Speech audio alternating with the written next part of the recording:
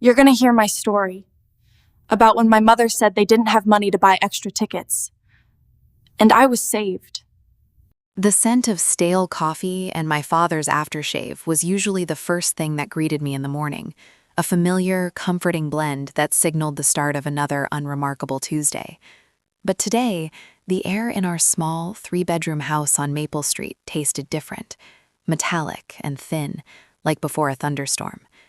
I could hear the faint, rhythmic thud of my mother's old Singer sewing machine from the utility room, a sound that usually meant she was fixing a hem or patching a tear. But today, it vibrated with an unfamiliar urgency, a frantic energy that set my teeth on edge. My stomach churned, a dull, persistent ache that had nothing to do with hunger, a nervous flutter in the pit of my being. I dragged myself out of bed, the worn carpet cool beneath my bare feet. The morning light, filtered through the grimy window of my bedroom, cast long, distorted shadows of my collection of dusty model airplanes across the wall. Each one, meticulously glued and painted, represented hours of solitary dedication, a quiet escape from the constant, buzzing energy of the rest of my family. I ran a hand over the smooth, cold plastic of a Spitfire's wing, feeling the faint grit of dust under my fingertips. The silence in my room was a sanctuary, broken only by the distant hum of the sewing machine and the occasional sharp squawk of a seagull circling somewhere over the bay, miles away, its cry a lonely sound. I pulled on a faded t-shirt and jeans, the fabric soft from countless washes, familiar and comforting. In the small, cramped bathroom, the mirror reflected a face I barely recognized, hollow eyes, a pallor that spoke of too many late nights spent poring over textbooks or lost in the intricate instructions of another model kit. My hair, a perpetually unruly brown mop, stuck up at odd angles, defying any attempt at taming. I splashed cold water on my face, the sudden shock momentarily clearing the fog from my brain, the droplets clinging to my stubble. The scent of my sister's strawberry shampoo still lingered in the air, cloying and sweet, a constant reminder of her vibrant presence, an almost oppressive sweetness that clung to the damp tile. Even in absence, her scent dominated. Downstairs, the kitchen was already bustling with a quiet, purposeful energy that felt alien, almost conspiratorial. My mother, her silver-streaked hair pulled back in a tight bun, was meticulously packing a cooler. The clinking of ice against plastic, the soft rustle of sandwich bags, the occasional snap of a lid. Each sound was amplified in the tense atmosphere, grating on my nerves. The scent of freshly brewed coffee, strong and dark, mingled with the sharp tang of sliced oranges and the yeasty smell of homemade bread, a confusing blend of domesticity and impending change. My father sat at the chipped formica table, his reading glasses perched on the end of his nose, poring over a stack of travel brochures, his brow furrowed in concentration. He usually had his nose buried in the morning paper, the crisp rustle of pages a comforting soundtrack to breakfast. The glossy brochures, depicting smiling families and exotic locales, were a new, unsettling addition. My sister, Chloe, was a whirlwind of motion, her bright pink suitcase, already overflowing, lying open on the living room floor just beyond the kitchen archway. I could hear the rhythmic thump-thump as she tried to force a particularly bulky sweater into it, followed by a frustrated sigh, a small, exasperated puff of air. She was 15, 2 years younger than me, and possessed an effortless charm that I'd always envied, a natural vivacity that drew people to her like moths to a flame. Her laughter, a light tingling sound, often filled the house, a stark contrast to my own quiet demeanor. Today, however, her excitement had an edge, a frenetic quality that made the hairs on my arms prickle, a high-pitched hum of anticipation that felt almost aggressive. "Morning," I mumbled, my voice a little hoarser than usual, thick with sleep and an unnamed anxiety. My mother glanced up, her eyes, usually warm and crinkling at the corners with genuine affection, now held a strange, almost pitying glint. "Morning, sweetie." Her voice was softer than usual, a little too gentle, like she was talking to a fragile bird that might bolt at any sudden movement. "Fine," I lied, pulling out a chair at the table. The wood scraped harshly against the linoleum floor, a sound that made both my parents flinch, their shoulders tightening almost imperceptibly. I poured myself a mug of the dark coffee, the ceramic warm against my fingers, and took a long, bitter sip. It tasted like ash in my mouth, leaving a dry, unpleasant aftertaste. My father cleared his throat, a dry, raspy sound, pushing his glasses further up his nose. His voice was low, serious, the kind of voice he used when he was about to deliver bad news, like when the old car finally gave out, or the roof started leaking again, demanding our full, undivided attention. I braced myself, my grip tightening on the mug, the warmth seeping into my palm. I could feel Chloe's presence in the next room, a silent, expectant weight, a palpable energy radiating through the wall.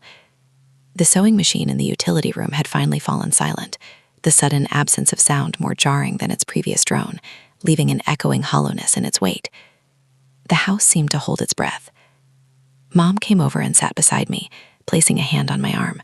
Her touch was hesitant, almost apologetic, her fingers brushing lightly against my sleeve. Her perfume, a faint lily-of-the-valley scent, usually comforting, now seemed to carry a hint of something else, something cloying and heavy, like lilies at a funeral. "We have some exciting news," she began, her gaze darting nervously between me and Dad, as if seeking reassurance. "Your father's company, they're recognizing his 20 years of service." A fantastic bonus, really. My heart gave a little lurch, a sudden, surprising flutter in my chest. A trip? We hadn't been on a real family vacation in years, not since I was a little kid and we went camping at Lake Superior, smelling pine needles and campfire smoke.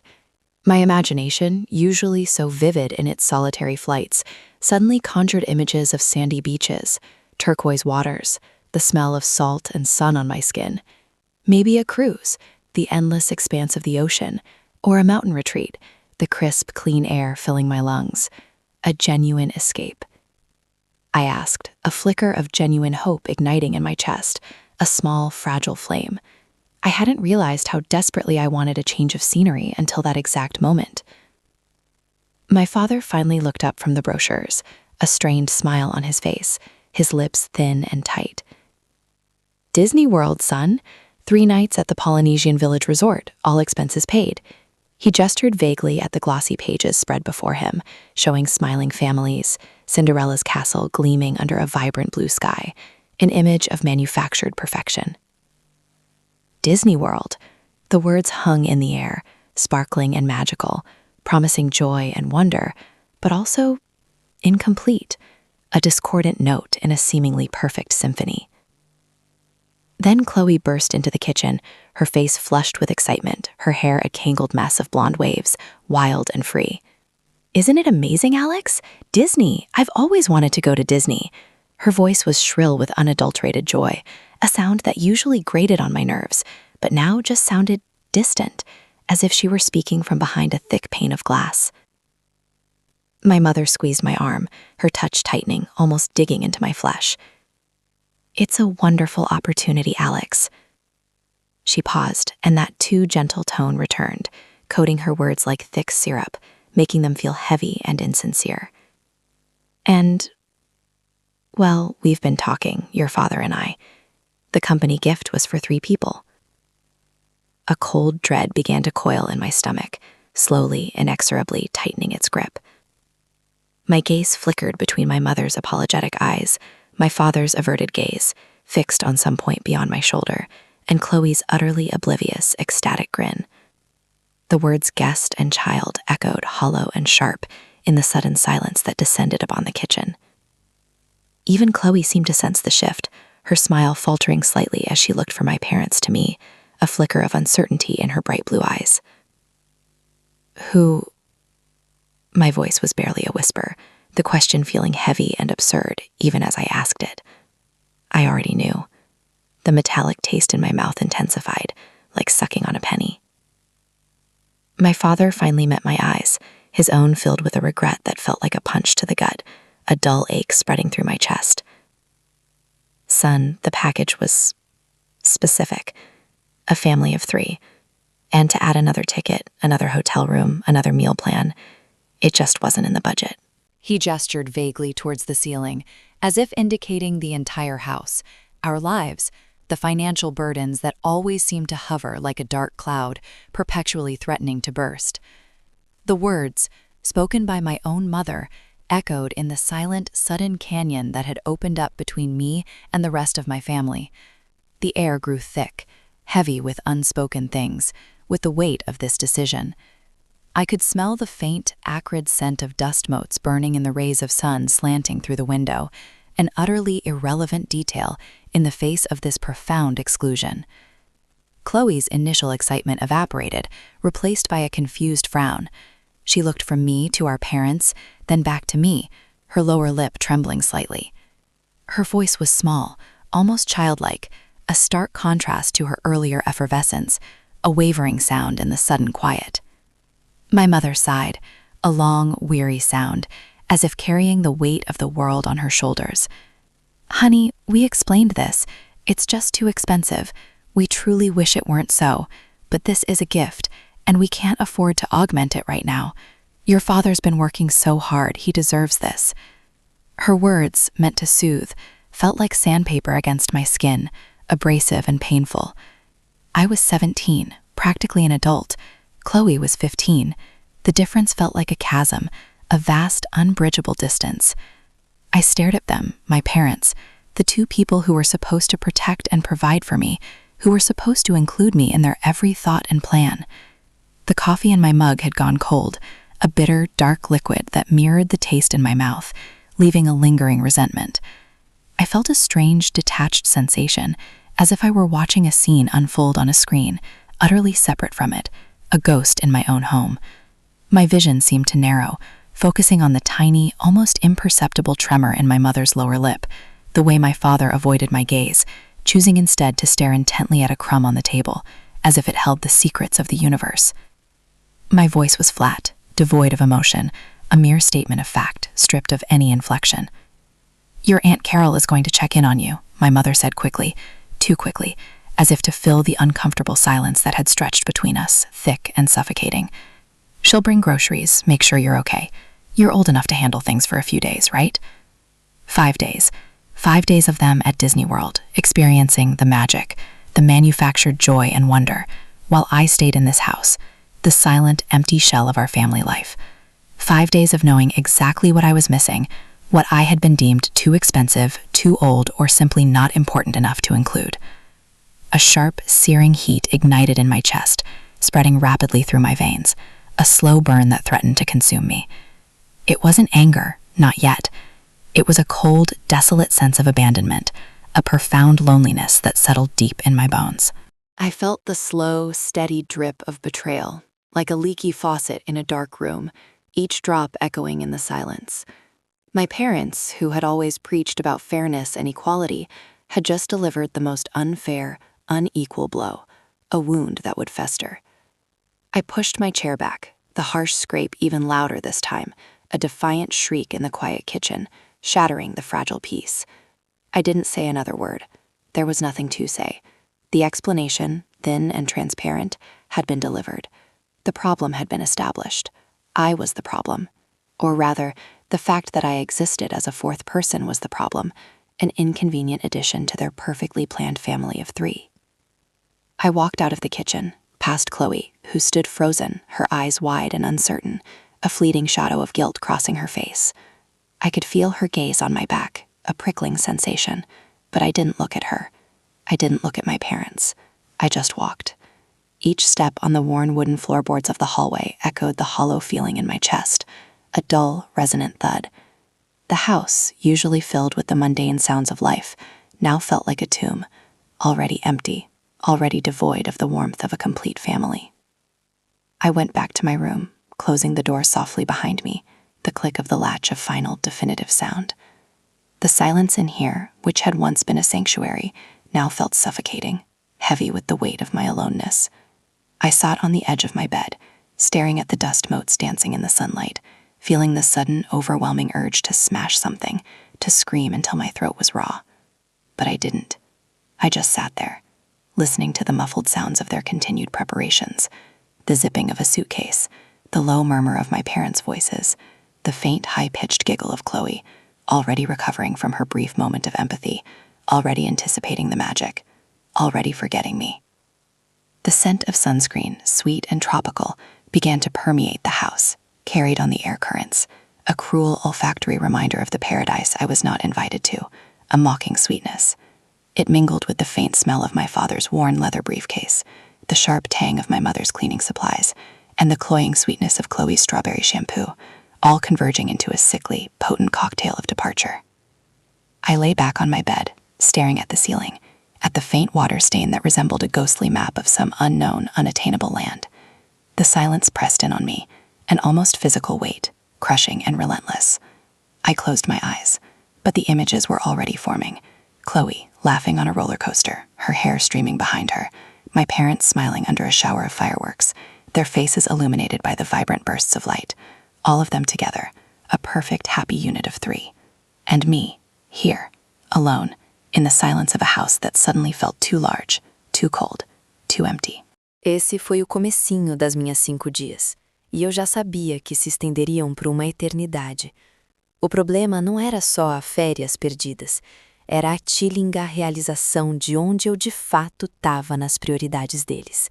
Eu era o bilhete extra, aquele que não podia ser bancado, a prova irrefutável de que, no balanço final, eu era a menor das prioridades. A frase ecoou na minha cabeça, não como uma voz, mas como uma verdade gravada a ferro e fogo, uma tatuagem invisível no meu peito. O som da mala rolando, o murmúrio dos meus pais, o risinho agudo de Chloe, tudo isso já era um eco distante, evaporando-se na memória como a fumaça de um fósforo recém-apagado. O silêncio que se seguiu não era apenas a ausência de som, era uma entidade palpável, um vácuo que se expandia, preenchendo cada canto do meu quarto, cada reentrância da minha mente.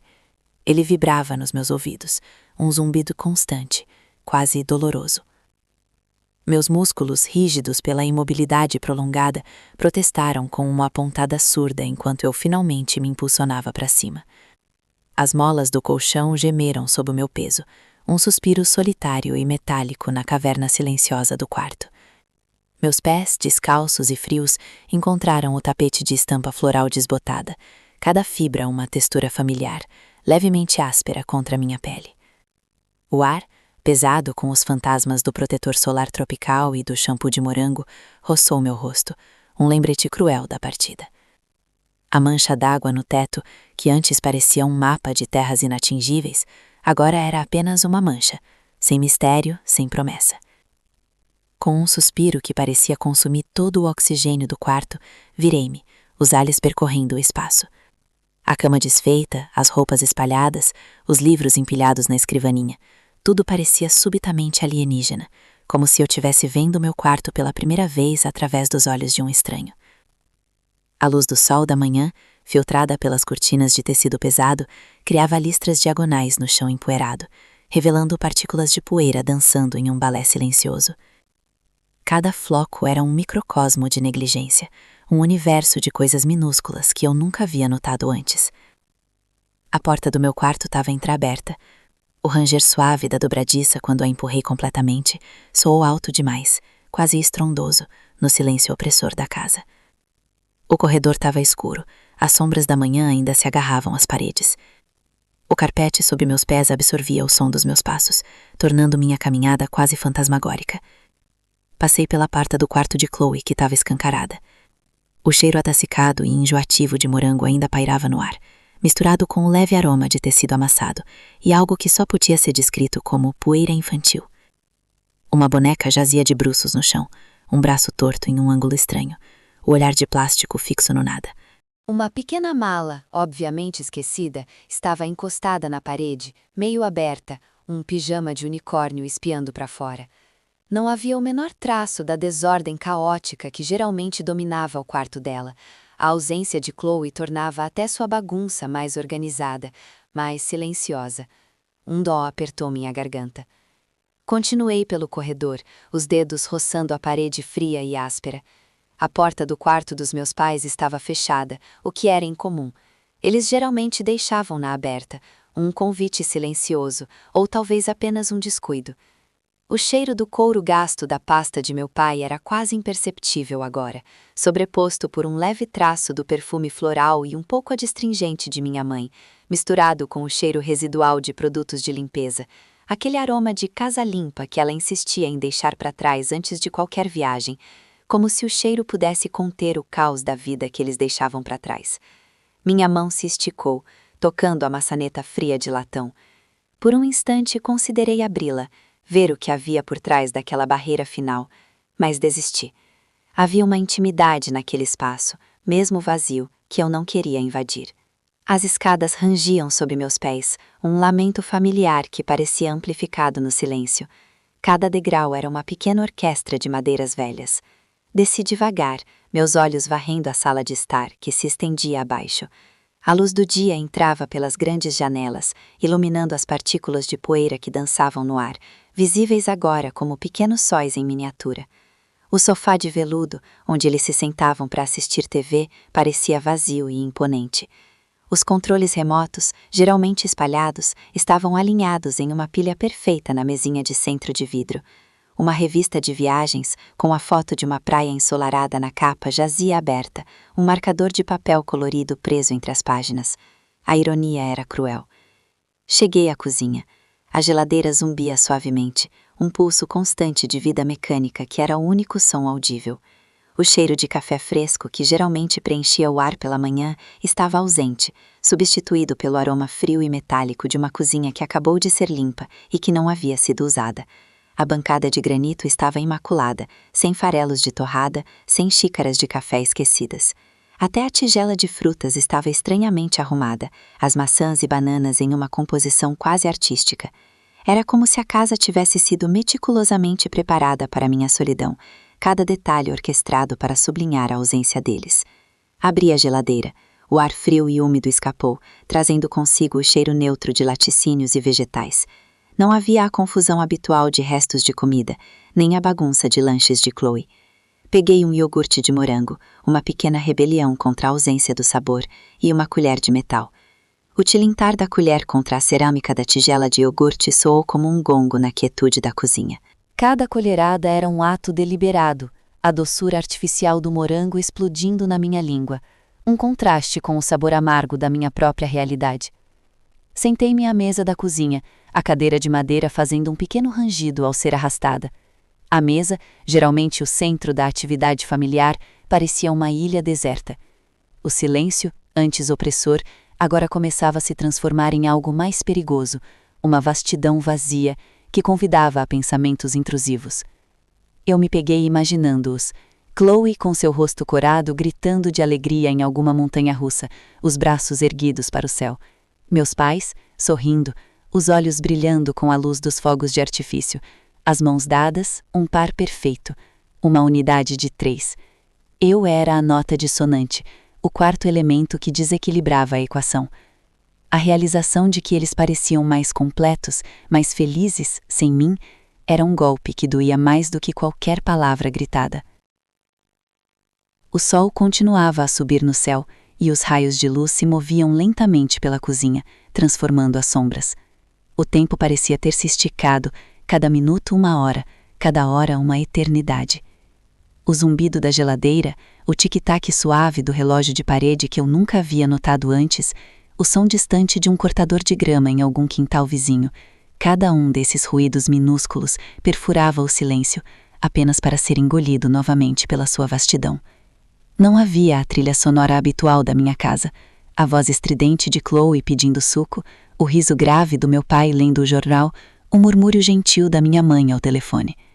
Era um silêncio que pesava no peito, que roubava o ar. Terminei o iogurte, o sabor doce e ácido persistindo na minha boca. Lavei a tigela e a colher, o som da água correndo na pia soando como uma cachoeira em miniatura. A rotina, mesmo que mínima, era uma âncora na imensidão do dia que se abria diante de mim. O que eu faria? 5 dias, 120 horas, 720 mil minutos. Cada um deles se estenderia, agonizante, até o retorno deles. Eu não tinha amigos para convidar, não tinha planos. Eu era de fato o único bilhete extra, não apenas da viagem, mas da própria vida deles. A luz do sol começou a pender para o oeste, os tons dourados surgindo nas paredes. As sombras se alongavam, rastejando pelo chão da cozinha. A casa, que antes parecia fria e vazia, começava a assumir uma nova qualidade à medida que o dia avançava, uma qualidade de silêncio denso e expectante, como se estivesse segurando a respiração. Era um silêncio que falava, que sussurrava, que lembrava a cada segundo da minha solidão. A escuridão começaria a chegar em breve, e eu sabia que a noite seria ainda mais longa, ainda mais vazia, na vastidão daquela casa. Aquele era apenas o primeiro dia, e a eternidade já estava começando a se instalar. A eternidade prometida nos primeiros minutos daquela solidão se estendeu por dias que pareciam séculos. Cada amanhecer trazia a mesma ausência, o mesmo silêncio que se tornava uma entidade, um convidado permanente na sala de estar, na cozinha, no meu quarto. Eu tentei me ocupar, li livros que nunca me interessaram, assisti a filmes antigos, até tentei cozinhar algo que não exigisse mais do que um micro-ondas, mas o tempo continuava a se arrastar, pesado e inabalável. No quinto dia, a expectativa era uma dor física, um nó no estômago que se apertava a cada hora que passava. O sol, que antes me lembrava a passagem agonizante do tempo, agora era um amigo, rastejando lentamente pelo céu, anunciando a proximidade do fim. Eu estava sentado no sofá, olhando para a porta de entrada, o livro esquecido no meu colo, quando ouvi, primeiro, um zumbido distante, que eu quase descartei como o vento. Depois, o som inconfundível do motor do carro do meu pai, diminuindo na rua. Meu coração disparou, um tambor selvagem no meu peito. A porta do carro bateu. 1, 2, 3 vezes. Risadas. A voz estridente de Chloe, amplificada pelo ar livre, reclamando de algo. A voz grave do meu pai. Então o murmúrio gentil da minha mãe.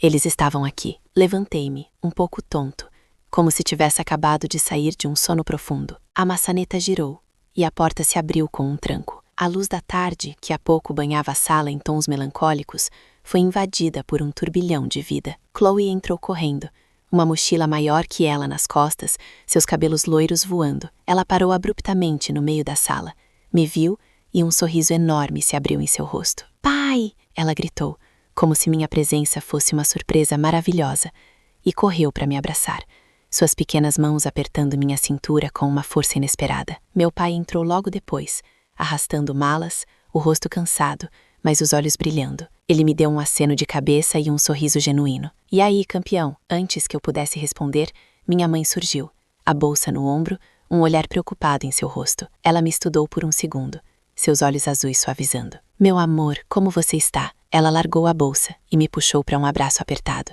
o cheiro familiar do seu perfume e de protetor solar me envolvendo. Não era um murmúrio gentil ao telefone. Era um abraço firme e real. A casa, que parecia ter segurado a respiração por 5 dias, explodiu em vida. Chloe já estava no seu quarto, a voz estridente agora misturada ao som de brinquedos sendo jogados no chão. Meu pai começou a desempacotar, o riso grave surgindo enquanto lhe contava alguma anedota da viagem. Minha mãe foi para a cozinha, e logo o cheiro de café fresco começou a preencher o ar, misturando-se com o aroma salgado do oceano que eles trouxeram consigo. Eu fiquei ali, no meio da sala, sentindo o calor do abraço da minha mãe ainda a persistir. O silêncio denso e expectante havia se desfeito em 1000 fragmentos de som, de movimento, de vida. Já não era um silêncio que pesava, mas um barulho que preenchia, que me puxava para dentro. Olhei para a janela. O sol já penderá para o oeste, mas as sombras que se alongavam no chão da cozinha não rastejavam solitárias. Havia a silhueta de Chloe brincando, a sombra do meu pai na porta, a de minha mãe na bancada. Eu não era um bilhete extra, eu era parte da melodia, um instrumento que havia sido silenciado por um tempo, mas que agora voltava a ressoar na sinfonia familiar. A eternidade da solidão havia acabado. A noite seria longa, sim, mas não vazia, seria preenchida.